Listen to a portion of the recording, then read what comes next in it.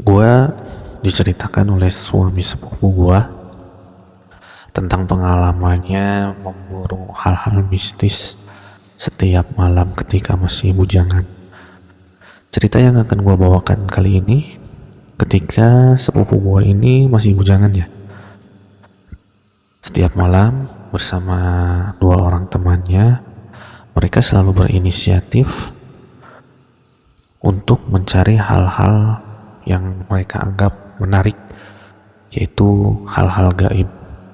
Kejadian ini terjadi di sekitar tahun 96-97 ketika usia mereka baru 20-an. Berawal dari kesenangan mereka membicarakan hal-hal mistis ketika mereka berkumpul.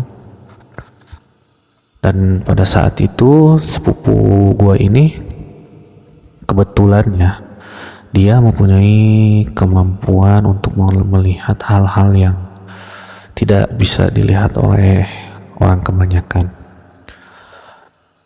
Dia selalu bisa melihat ketika orang lain tidak melihatnya, makhluk-makhluk yang tidak kasat mata bagi kita.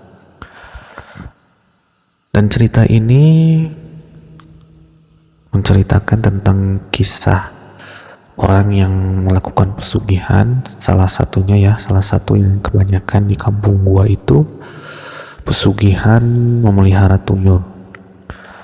Malam itu sekitar pukul 11 malam, sepupu gua bersama dua sahabatnya mengobrol asik di depan rumah, dan mereka seperti biasa membicarakan hal-hal gaib dan mistis yang sangat mereka senangi.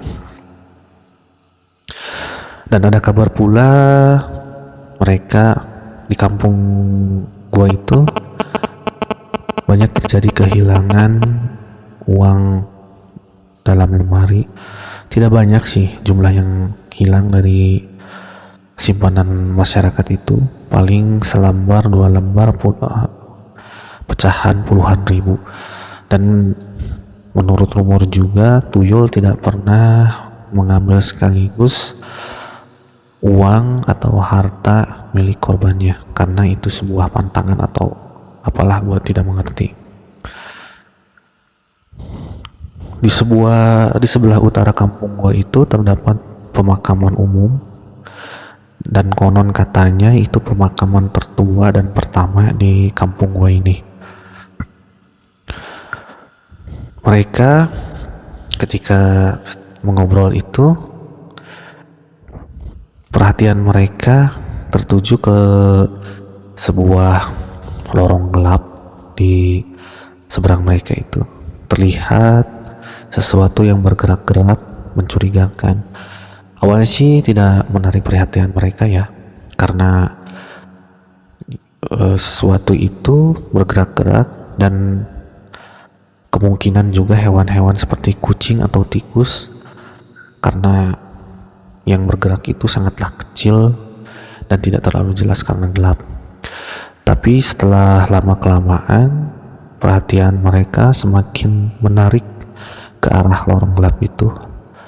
Tiba-tiba saja entah apa terlihat sesosok makhluk kecil berkepala pelontos tanpa menggunakan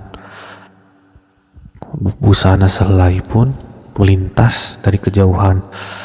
Sontak mereka terkejut dan terpacu adrenalin mereka, karena yang mereka lihat itu adalah sesosok makhluk seperti bayi yang tiada lain adalah tuyul. Sosok itu pun menyadari ada tiga manusia yang hendak mengejar dan menangkapnya. Kemudian sosok itu melesat lari ke arah pemakaman penduduk tadi. Begitu cepatnya, tapi ketiga orang itu, sepupu gua dan kedua temannya itu, masih bisa melihat arah makhluk itu lari. Tidak berapa lama mereka pun dengan ditemani satu buah senter tiba di areal pemakaman itu. Dan gua perlu ceritain juga, pemakaman tertua itu ya di kampung gua itu, yang termasuk yang dikeramatkan karena konon katanya sesepuh kampung ini dikuburkan di sana. Dan juga keadaannya berbeda dari dua pemakaman lain di kampung gua ini. Di sana pemakamannya sangat rimbun, dan kalau siang hari pun akan gelap karena pohon-pohon yang rimbun. Ditambah lagi ada sebuah pohon beringin tua sangat besar tumbuh di tengah-tengah areal pemakaman itu. Siang hari saja akan terasa gelap, apalagi malam hari, dan tentunya akan sangat menyeramkan. Ketiga orang itu, sepupu dan kedua temannya, menyorot ke sana ke sini dan mencari di sela-sela kuburan dan batu nisan pemakaman itu. Mereka pun ya mengandalkan naluri dan firasat mereka untuk mencari keberadaan makhluk itu. Dan sepupu gua pun masih merasakan bahwa makhluk itu masih ada di sana. Setelah beberapa lama mencari, tiba-tiba makhluk itu, tuyul itu ya, melesat lari menuju ke arah kampung lagi. Dan larinya itu menuju arah selatan dari pemakaman ini. Begitu melesat depan mereka, ketiga orang itu pun lari mengikuti mereka. Dan saat pencarian itu pun, kata sepupu gua, bukan hanya tuyul yang menampakkan diri. Segala makhluk seperti pocong, kuntilanak, dan makhluk-makhluk aneh lainnya menampakkan diri seperti tertarik oleh keberadaan tiga manusia di tempatnya. Tapi untungnya makhluk-makhluk itu tidak berniat mengganggu, cuman penasaran saja mungkin ya, karena malam-malam ada manusia yang berkunjung ke tempatnya. Lanjut ke pengejaran itu, sepupu gua terus berlari, dan hanya lari saja ya, tidak sambil bersuara karena akan mengejutkan masyarakat yang sudah terlelap di malam itu. Makhluk itu pun ternyata tidak cuma satu, ada 4 makhluk yang berpencar.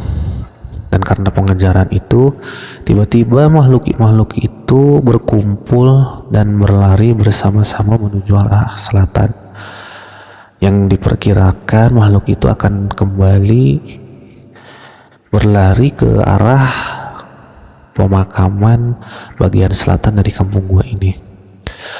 Nah, setibanya di perempatan jalan raya, di sebuah warung yang sudah tutup tentunya karena malam, ketiga orang itu bertemu dengan seseorang, lebih tepatnya seorang wanita separuh baya, sedang berdiri sambil memeluk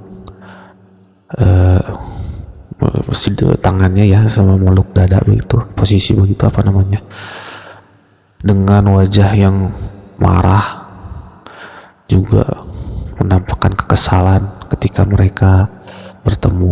Bahkan disapa pun wanita itu tidak menjawab, hanya kelilingan mata yang menandakan tidak suka.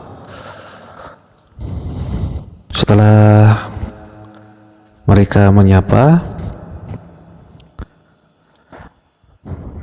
Dan tidak ada jawaban, mereka pun kembali berlari menuju arah selatan, melewati jalan yang lebih kecil lagi dari perempatan itu menuju pemakaman umum sebelah selatan dari kampung gua ini. Mereka kembali disibukkan dengan mencari-cari di mana makhluk itu berada. Tapi kemudian setelah hari menjelang pagi, mereka pun menyerah karena hasil yang didapat tidak seperti yang mereka harapkan. Tapi kemudian mereka kembali menemukan keanehan dari sebuah rumah yang cukup mewah. Mereka menemukan secangkir teh manis masih mengepulkan asap, ditaruh begitu saja. Dan yang lebih mengagetkannya lagi, ternyata rumah itu adalah rumah wanita yang mereka temui di perempatan jalan tadi. Tidak begitu jauh, termasuk tetangga mereka. Makanya sepupu gua menyapa wanita itu karena ya memang dia itu tetangganya. Dan dengan adanya secangkir teh manis ini menimbulkan sebuah asumsi di kepala mereka bertiga ya, bahwa tuyul-tuyul itu adalah peliharaan dari wanita separuh baya ini.